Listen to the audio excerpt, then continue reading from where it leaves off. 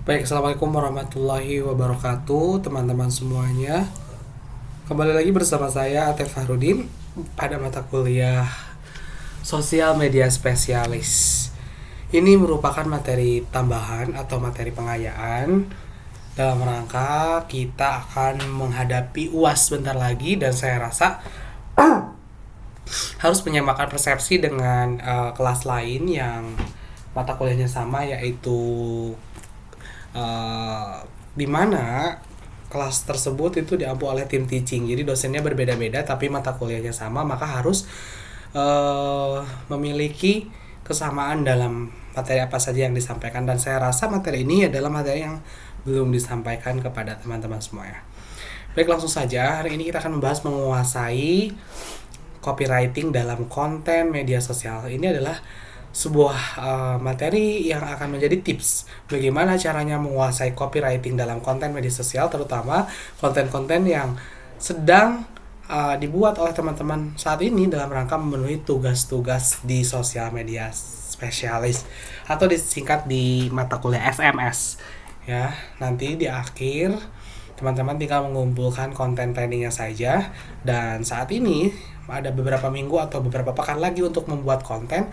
Semoga materi ini bisa menambah wawasan ya dalam pembuatan konten teman-teman. Apa sih copywriting itu? Nah, ini adalah bahasan pertama ya. Ketika kita berbicara tentang copywriting, kita harus tahu dulu tentang pengertian copywriting itu sendiri.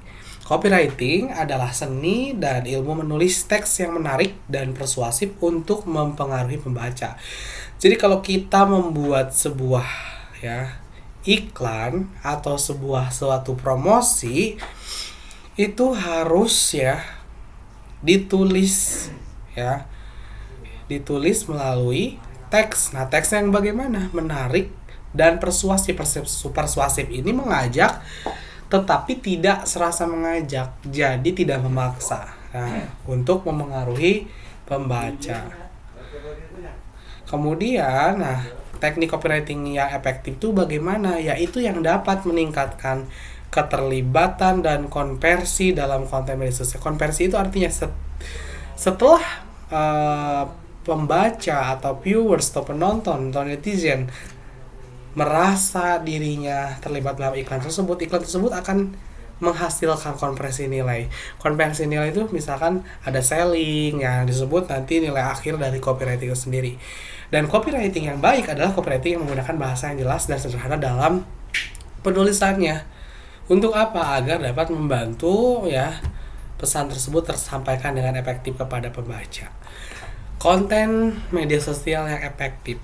Nah, yang bagaimana konten media sosial yang efektif? Ini sekilas mengulas bahwa beberapa hal yang harus ditekankan dalam konten media sosial agar menjadi konten media sosial yang efektif. Yang pertama, harus relevan. Relevan itu harus sesuai dengan apa yang menjadi target market konten kita. Tentu harus menarik. Relevan itu tadi sesuai, menarik itu harus unik, dan ada interaksi dengan audiens. Ini bagus kalau ada interaksi dalamnya. Kemudian memilih platform yang sesuai dengan target audiens Anda. Platformnya misal pengen anak muda saran saya adalah di TikTok Di TikTok itu generasi muda berkumpul di sana, penggunanya terbesarnya adalah generasi muda, maka platform TikTok itu cocok. Misalkan saudara mahasiswa ingin mendidik kalangan menengah ke atas secara usia, misalkan dari tadi dewasa sampai orang tua, itu di Facebook. Karena Facebook itu pengguna lamanya kebanyakan generasi X ke atas dan sebagainya. Dan jangan lupa harus ada audio visual. Ada audionya jelas, tetapi juga ada visualnya, visual gambar maupun visual video. Dan harus ada ragamnya, ada jenis-jenisnya, jangan monoton. Ada kutipan atau caption, dan juga ada pertanyaan di dalam interaksi yang dibangun tersebut. Ini salah satu mengulas kembali konten media sosial yang efektif. Kemudian, dalam copywriting ini penting untuk menentukan target audiens dengan 3 ya 3 catatan. Yang pertama, mengenali demografi. Demografi itu kayak usia, latar belakang pendidikan penonton, kemudian minatnya apa, kebutuhan audiensnya apa. Nah, kita kalau udah mengenal ini, kita akan lebih paham siapa audiens kita dan dapat membuat pesan yang relevan. Tadi harus relevan, harus sesuai dengan demografi, minat, dan kebutuhan audiens kita. Kemudian menggunakan data dan analisis, harus ada risetnya. Harus menggunakan penelitian dulu. Kalau misalkan produk ini lakunya misalkan di mana, kemudian misalkan produk tersebut apa namanya tuh, kalau dijual ini siapa yang minatnya, area mana. Nah, ini ada analisisnya. Perilakunya nanti apa yang pembeli itu seperti apa kalau misalkan usia sekian, maka informasinya harus disesuaikan. Nah, bisa membantu audiens itu bisa lebih baik. Contohnya kalau misalkan produk audiensnya ditujukan kepada generasi X ke atas, yaitu orang dewasa dan orang tua, itu harus detail informasinya, harus lengkap dan sebagainya gitu ya. Begitu. Karena mereka cenderung teliti dalam membaca misalkan. Nah, buat pesan yang relevan dan menarik nih, diulang-ulang, harus selalu relevan. Copywritingnya pun gitu ya, harus relevan gitu. Apa yang Anda tulis dalam iklan ya, itu juga harus menarik gitu ya, bagi siapa? Calon target audiens kita. Sertakan elemen-elemen kunci dari produk-produk tersebut. Harus ada yang ditekankan, yang bisa memicu minat. Ya, kenapa minat ini penting? Karena kalau minat aja nggak ada, maka tujuan akhir dari copywriting ini agar terjadi konversi nilai, ada selling, itu akan sulit dicapai. Jadi minat ini adalah attention ya, ada atensi gitu ya. Nanti dibahas lebih lanjut di poin selanjutnya. Nah, bagaimana untuk meraih itu semua? Ya bisa dengan menggunakan bahasa yang menarik ya. Di dalam itu ada kalimat yang pendek dan jelas, jangan terlalu panjang. Kalau seandainya tidak efektif dan tidak mudah untuk dipahami, ya ngapain panjang, yang lebih baik pendek dan jelas tapi mudah dipahami. Kemudian gaya bahasanya yang sesuai dengan demografi tadi yang dibahas. Audiensnya dewasa dan orang tua, itu tidak boleh terlalu santai. Tapi kalau memang targetnya memang generasi Gen Z, Gen milenial gitu ya, itu boleh sesantai mungkin. Nah, kata-kata emosional dan persuasif. Nah, ini harus ada mengandung persuasif gitu ya. Dan kata kunci persuasif itu berkaitan erat dengan emosional. Yang emosional itu yang membangun emosi atau menggugah emosi penonton, mempengaruhi audiens ya, merasa mereka mungkin kontennya itu relate dengan mereka merasa bahagia mendengarkan konten Anda, atau merasa sedih, relate dengan pengalaman mereka dan sebagainya. Itu lebih baik melibatkan emosi penonton, karena akan semakin tergugah emosinya, akan semakin kemungkinan besar untuk penonton tersebut memiliki atensi dan berakhir pada konversi nilai tadi. Dan ada humor dan cerita, itu juga sebagai sisipan ya, boleh dimasukkan bahwa kalau dalam konten kita ada humor dan cerita, ini lebih ke entertain, menarik perhatian audiens, membuat mereka terlibat dalam pesan karena mereka suka dengan humor. Misalkan mereka akan berlama-lama dengan konten kita dan tidak swipe atau skip gitu di beberapa detik pertama, karena itu merupakan waktu-waktu penting. Kemudian menggunakan teknik persuasi, ini diperdalam lagi. Apa sih teknik persuasi yang digunakan itu?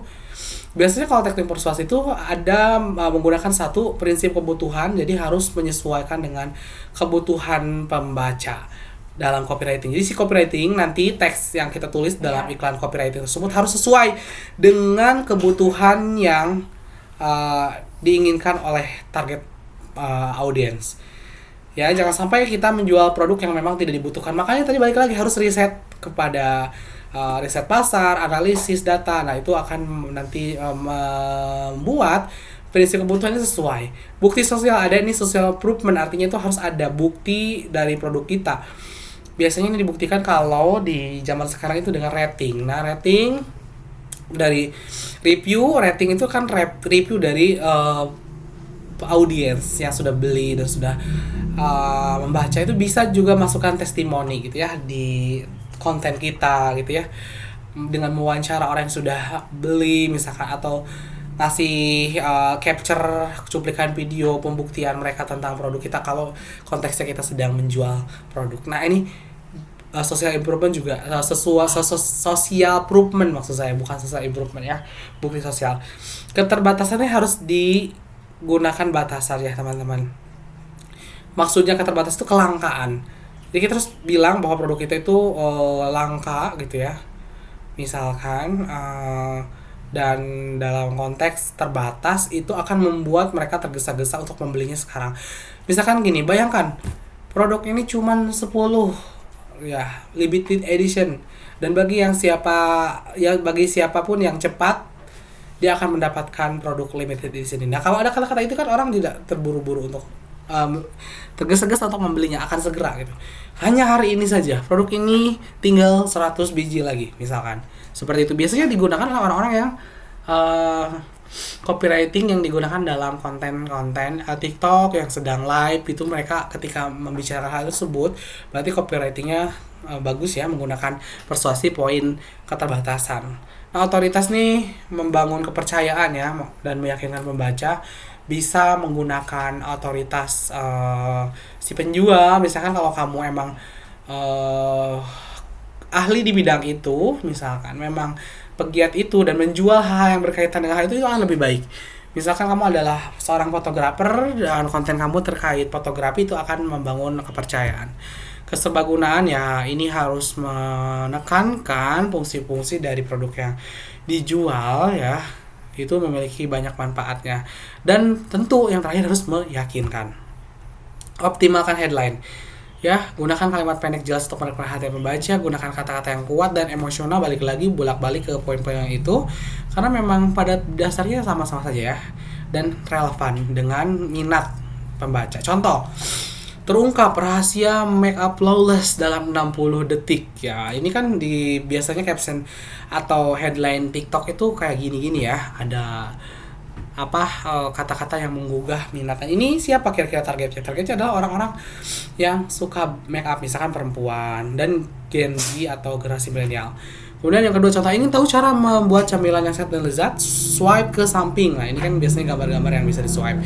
Kemudian tantangan dance terbaru, bergabung, tunjukkan gerakanmu. Nah, ini juga sama ya, headline-nya menggugah ya. Nah, yang ini adalah call to action. Call to action itu apa? Seruan untuk agar si audiens itu beraksi. Nah, ini kan poin akhirnya dari copywriting. Dari copywriting itu agar ada aksi, ya nanti mereka mau melakukan apa, konvensi nilainya yang diharapkan yaitu membeli produk kita dan ada konvensi nilai dalam bentuk uang atau selling atau sales gitu ya. Nah, untuk membuat call to action, seruan agar ada aksi itu ya harus mempertimbangkan poin-poin berikut.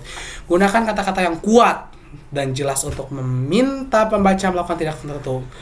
Berikan insentif atau manfaat yang jelas kalau pembaca mau mengikuti apa yang kita serukan sebagai sosial media influencer atau contohnya sebagai talent di konten tersebut.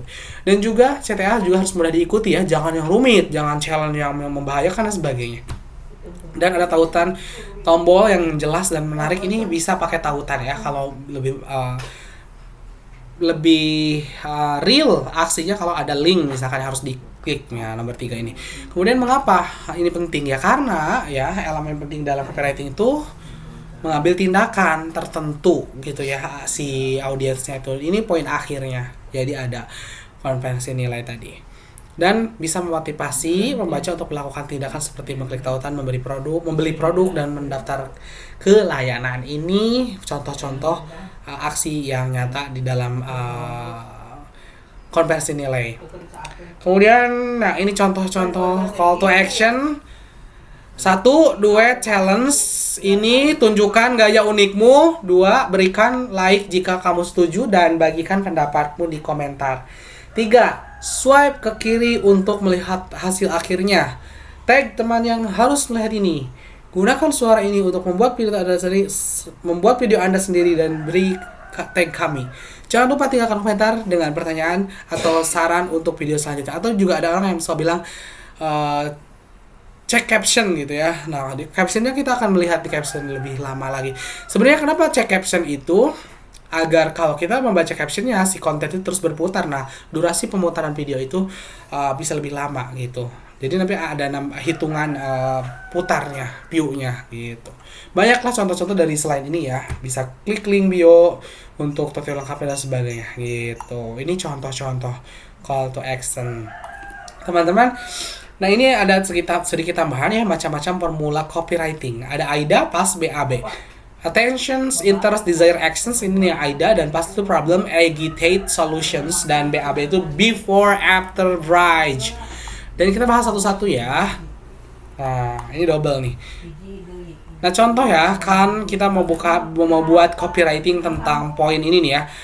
Misal kita ingin menjual suplemen diet ya, teman-teman, dan memiliki beberapa kelebihan. Diimpor dari Korea, mengandung 50 jenis sayur organik. Kemudian yang kedua, target pasar kita adalah kaum milenial yang sering merasa tidak percaya diri terhadap berat badan mereka. Baik copywritingnya akan kita ditulis di TikTok. Nah, baik copywritingnya akan kita tulis di TikTok. Nah, yang contoh yang pertama teman-teman nih ya, ada contoh copywriting formula AIDA. Tadi apa? Attentions, interest, desire, dan action. Jadi harus ada atensi dulu, perhatian atau minat. Kemudian juga ada perhatian. Atensi itu ada perhatian, kemudian ada minat. Minat tuh keinginan membeli, kemudian desire tuh bener-bener ingin gitu. Kalau interest tuh cuman kayak wah ada keinginan nih. Kalau desire tuh ada hasrat, lebih jauh lagi, melibatkan perasaan, bener-bener melibatkan emosional gitu ya, dan actions yang selanjutnya. Nah, 4 ini tuh bertahap ya. Kita bisa buat satu-satu pesannya. Contoh, attention, kamu sering insecure dengan berat badan kamu. Nah, orang-orang dengan mendengarkan kalimat copywriting tersebut ada atensi, mikir, oh bener juga ya, saya jadi mikir bahwa sering ngerasa insecure. Ini atensi membuat orang tertuju kepada pertanyaan tersebut. Dan kemudian ada interest. Interest ini menyuguhkan data. Menurut riset dari X misalkan, 8 dari 10 milenial sering merasa insecure dengan berat badan mereka. Nah, habis gitu baru ke emosional. Coba kamu bayangkan dan rasakan. Gimana kalau kamu bisa lepas dari rasa insecure dan bisa tampil lebih percaya diri? Wow. Ini kan udah melibatkan desire banget. Lalu ke action, klik di bawah ini untuk cari tahu lebih lanjut. Nah, biasanya ada link di keranjang kuning dan sebagainya. Nah, ini contoh formula AIDA copywriting di TikTok ya. Kemudian yang kedua yang pakai PAS nih. Ini gampang, problem, agitate, dan solution. Ya. Nah, kita bahas satu-satu teman-teman. Yang problem, agitate, dan solution ini, problem, masalahnya, obesitas sering buat kamu tidak percaya diri. Hati-hati, walaupun usia kamu masih muda, memiliki berat badan yang berlebihan bisa berpotensi dan mengakibatkan jantung koroner. Ini kayak ancaman, menakut-nakuti, ya.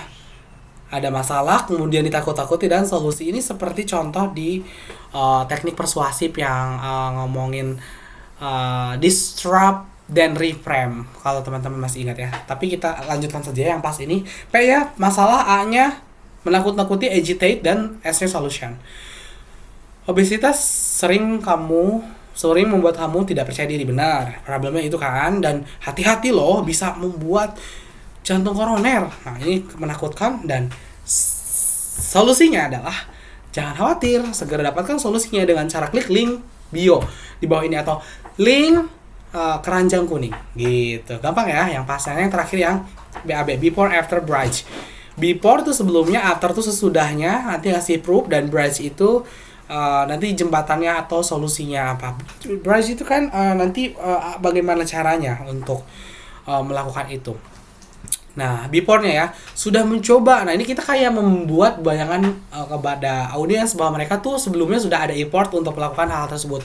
Ya, sudah mencoba berbagai cara tapi berat badan tidak kunjung turun. Nah, ini sebelumnya kan, karena mereka sudah ngalamin itu.